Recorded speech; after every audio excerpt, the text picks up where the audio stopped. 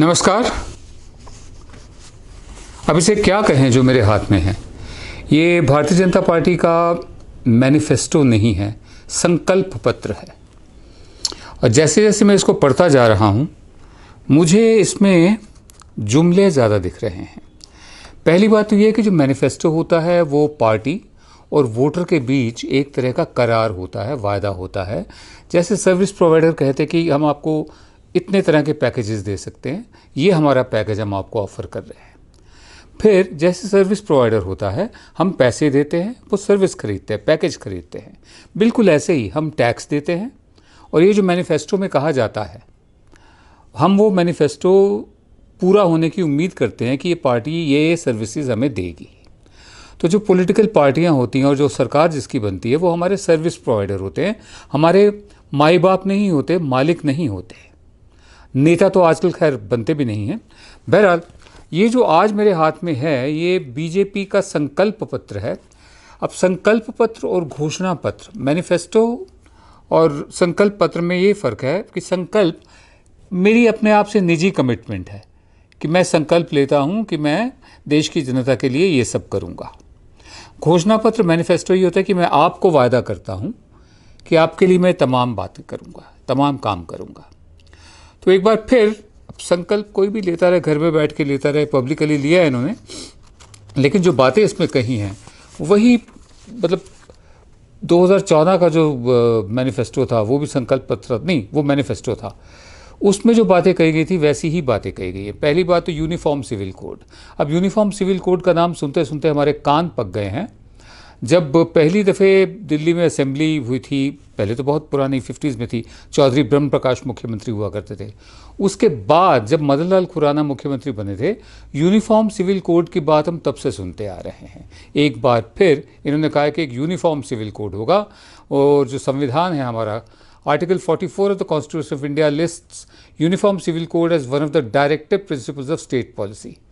BJP believes that there cannot be gender equality till such time India adopts a uniform civil code which protects the rights of all women, and the BJP reiterates its stand to draft a uniform civil code drawing upon the best tradition and harmonizing them with the modern times। सुनने में बहुत अच्छा लगता है, लेकिन ऐसा पिछली दफ़े भी कहा गया था, सालों से हम सुनते आ रहे हैं, अब पता नहीं क्या होता है।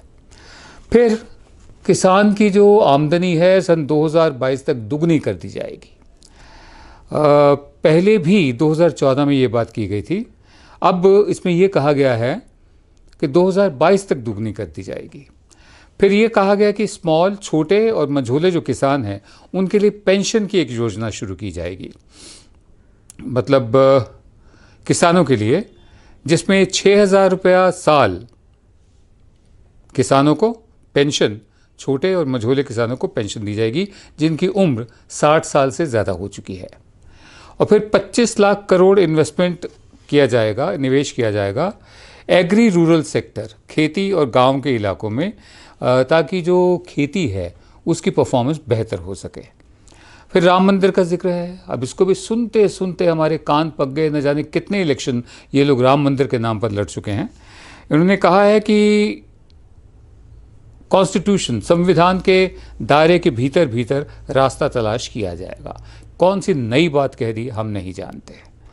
सबरीमाला है, उसके बाद ensuring welfare for the poor है, मतलब जो ये जो एक रस्म अदायगी होती है एक लफाजी करने की, कि गरीबों का जो स्टैंडर्ड है, स्तर है, उसको बेहतर बनाया जाएगा।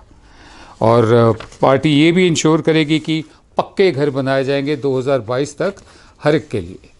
फिर ट्रिपल तलाक का कानून बनाया जाएगा, लेकिन जैसे हम पहले कह चुके हैं, ट्रिपल तलाक अपनी जगह है। वो तमाम औरतें जो मुसलमान नहीं हैं, जिनको उनके घर वालों ने छोड़ रखा है, उनके पतियों ने छोड़ रखा है, वो तमाम बुज़ुर्ग औरतें जिनको उनके घर वाले बनारस, ये अपना मथुरा, वृंदावन, वहाँ छोड़ आते हैं, जो विधवाएं होती हैं, उनके लिए आप क्या कर रहे हैं? उनके लिए कुछ नहीं है। फिर आर्टिकल 370, आर्टिकल 35 से रिटर्न ऑफ कश्मीरी पंडित, 5 साल क्या कर रहे थे, कश्मीरी पंडितों को क्यों नहीं वापस भेजा, क्यों नहीं बसाया उनको, ये सारे सवाल पूछे जा रहे हैं। एक जो इन्होंने कहा है वो ये है कि 75 नए मेडिकल कॉलेजेस खोले जाएंगे। क्या एक भी खुला है पिछले 5 साल में?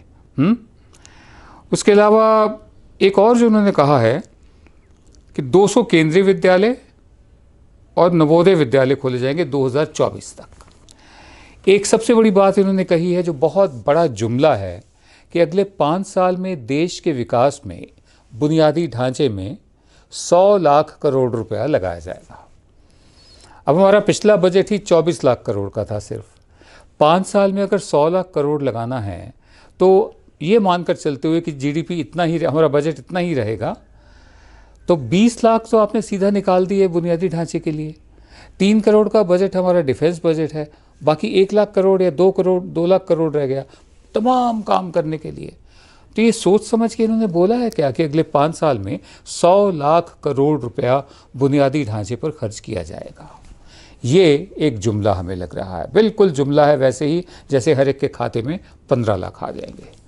बहरहाल हमारा ये मानना है कि क्योंकि मैनिफेस्टो एक तरह का पैकेज होता है, प्रोग्राम होता है जो ऑफ़र किया जाता है, इसको लीगली एनफोर्सेबल करना चाहिए। कानूनी तौर पर पार्टियां बाध्य होनी चाहिए कि इसको वो पूरा करें जो वो वायदा कर रही हैं। ना करने की स्थिति में इन पर कानूनी कार्रवाई होनी चाहिए। हमारा ये मानना है जो आज के दिन अभी तक नहीं है।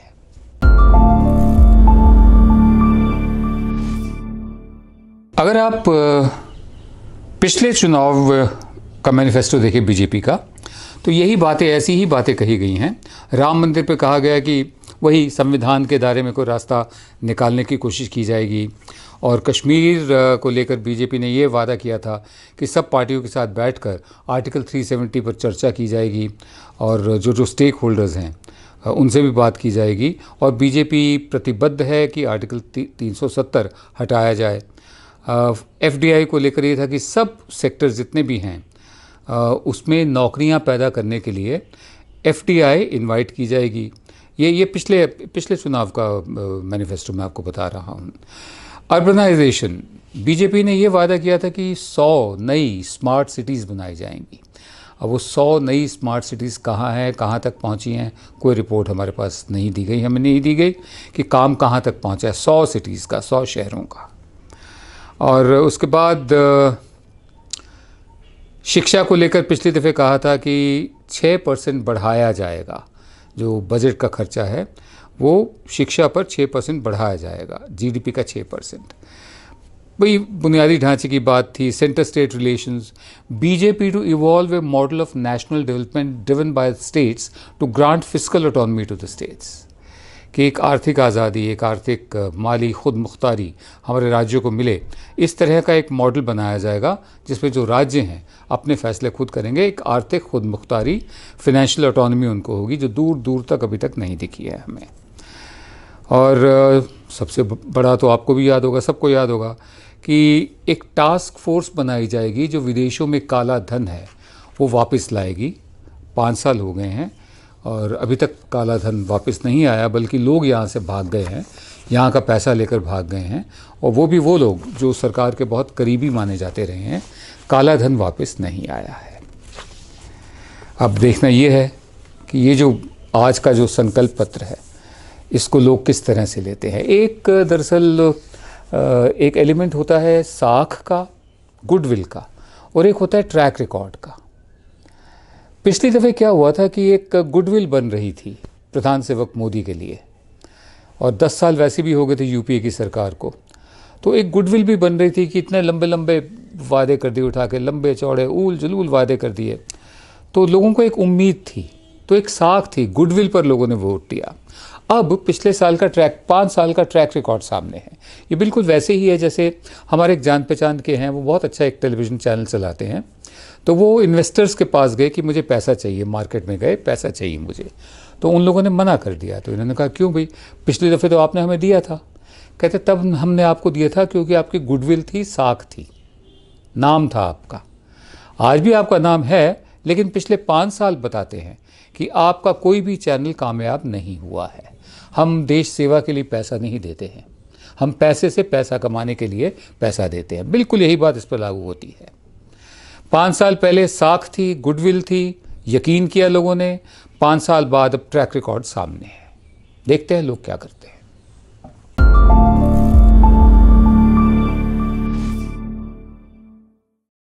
अब उनको क्या कहें, महापुरुष कहें, वरिष्ठ नेता कहें, या एक ऐसे शख्स जिसने इस देश में फ़िरका परस्ती का, सांप्रदायिकता का जहर फैलाया। मैं जिक्र कर रहा हूँ LK आडवाणी का। बिना लाग लपेट किए सीधी सादी बात कर रहा हूँ मैं। LK आडवाणी ने एक ब्लॉग लिख दिया। अब ब्लॉग क्यों लिख दिया कि जब गांधीनगर से टिकट नहीं मिला, उनको पूरी तरह से बाहर हो गए। वैसे भी पिछले 5 साल में उनको मार्गदर्शक मंडल में रखा हुआ था। मार्गदर्शक मंडल का मतलब क्या है हम आज तक नहीं समझ पाए। और जो बाकी के सदस्य भी थे उसके, मुरली मनोहर जोशी थे और लोग भी थे, उन्होंने कौन सा मार्गदर्शन दिया है बीजेपी को पिछले 5 साल में? क्या उनकी सुनी भी गई? एकदम निकाल के बाहर रख दिया था। इस दफ़े चुनाव से भी बाहर कर दिया। तो आडवाणी जी की नींद अब खुली है।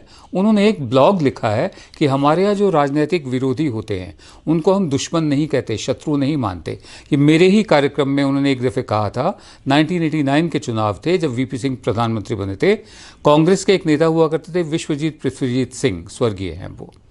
तो आडवाणी साहब बैठे थे, विश्वजीत बैठे हुए थे और हम 2 लोग थे जो इलेक्शन एनालिसिस करते थे उन दिनों। तो उस वक्त आडवाणी जी बार बार कहते जब शत्रु सामने हो तो शत्रु के लिए ये करना चाहिए, प्रत्येक अस्त्र का इस्तेमाल करना चाहिए, प्रत्येक शस्त्र का शत्रु कर रहे थे। तो विश्वजीत पृथ्वीजीत सिंह सुनते रहे। फिर जब उनकी बारी आई तो उन्होंने कहा कि मैं हैरान हूँ कि इतने वरिष्ठ नेता शत्रु शब्द का इस्तेमाल करें। हम आपके शत्रु नहीं हैं, हम आपके विरोधी हैं। वही बात आडवाणी जी अब कह रहे हैं ब्लॉग में कि हमने हमेशा यकीन किया है कि जो हमारा राजनीतिक विरोधी होता है वो हमारा दुश्मन नहीं होता है। पहली बात। अब ये सीख किसको दे रहे हैं, ठीक है? और दूसरा उन्होंने ये कहा है कि nation first, party next, self last. सबसे पहले देश, उसके बाद पार्टी, उसके बाद व्यक्ति।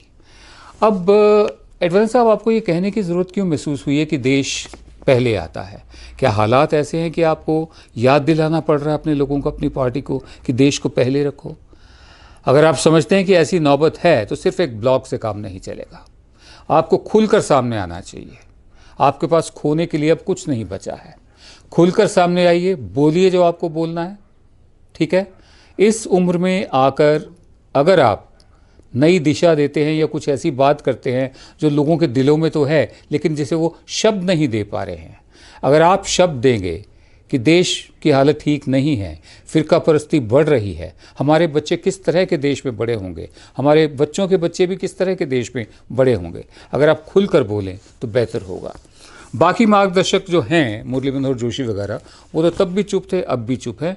न जाने मार्गदर्शन कब देंगे पार्टी को भी और देश को भी। HW न्यूज़ पर आप मुझे लगातार देखते आ रहे हैं द विनोद दुआ शो में। अब आप मुझे एंड्रॉयड और आईफोन पर भी देख सकते हैं HW न्यूज़ का फ्री ऐप डाउनलोड करके। तो देर मत कीजिए, डाउनलोड कीजिए HW न्यूज़ का फ्री ऐप और मुझसे जुड़े रहिए।